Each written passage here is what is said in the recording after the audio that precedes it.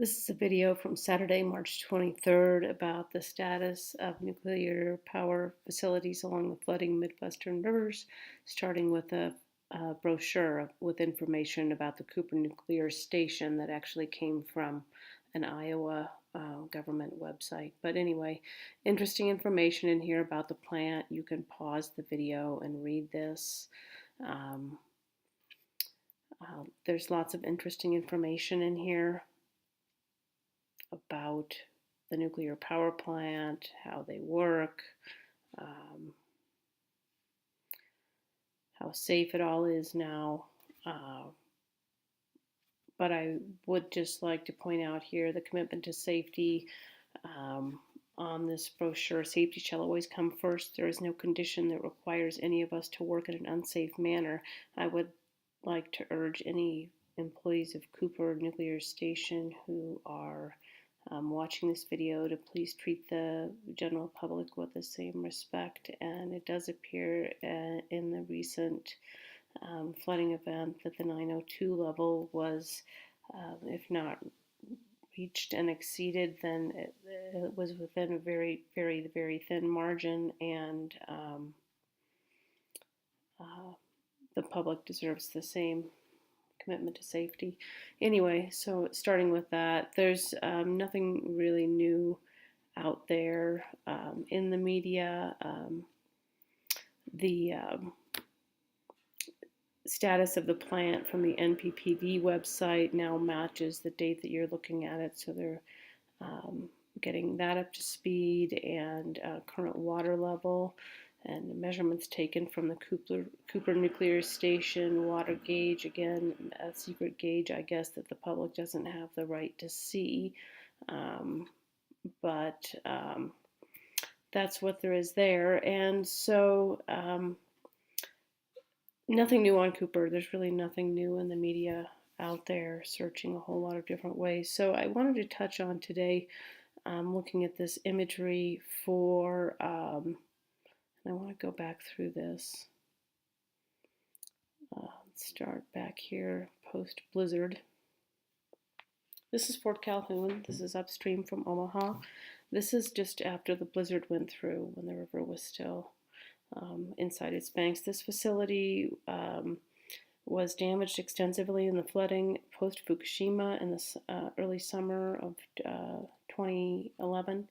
And was never restarted, and is now in the process of being decommissioned. There's currently nuclear waste stored here, the so-called spent fuel, which is in reality more toxic than the fresh fuel. It's still stored on this site and will be indefinitely, both in spent fuels, which require continual access to off-site power, and then in dry cask storage, which, if you believe what they tell you, is somewhat less reliant on off-site power continuously, but there's still this material stored on this site. So this is 311, 314, 316. Major floods come through. Looks like the road to the plant is underwater. Water levels coming up here, flowing all around these buildings. This is the dry cask storage. This is the reactor. Not sure what these two buildings are. Got a lot of cars around them, but have not been able to get much information on those buildings. 319.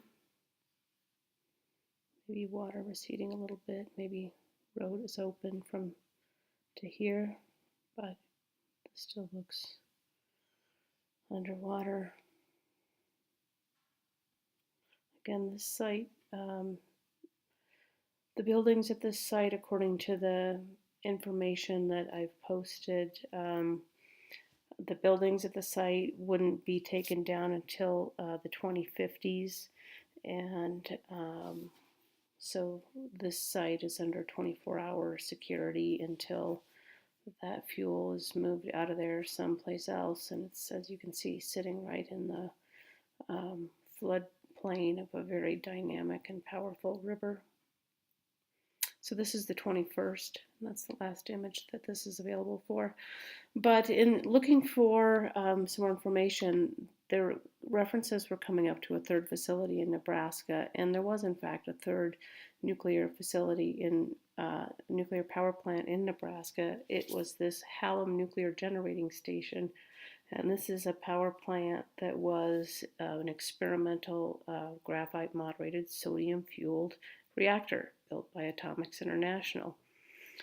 This is one of the little nukies like at Rocketdyne and like NuScale is trying to bring out as the answer to climate change, are these new inherently safe reactors, and these things have never been inherently safe. And even at Rocketdyne, you know, they had meltdowns. They had 10 reactors there.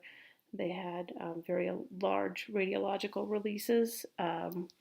This reactor was built southwest of Lincoln, and construction was began in '59, first criticality in 1963, and the plant's single reactor operated for 1 year, and decommissioning was completed in 1969. And this is currently the site of Nebraska Public Power District's Sheldon Power Station. And there's some more information here about what happened to the parts and pieces of the reactor. They went, the pieces that could be salvaged went to Idaho and Washington, so to Hanford and to Idaho National Labs, or what became those facilities for future AEC use. And what couldn't be moved was buried within mammoth burial vaults of concrete. And then the leftovers, including the reactor core, were sealed below the surface of the earth. So, folks, there is still a buried nuclear reactor there southwest of Hallam, southwest of Lincoln, in the town of Hallam, Nebraska. You can look this up.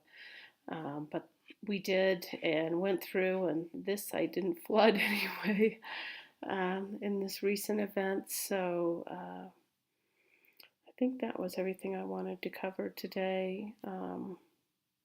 So thank you to everybody who's watched, and have a good weekend.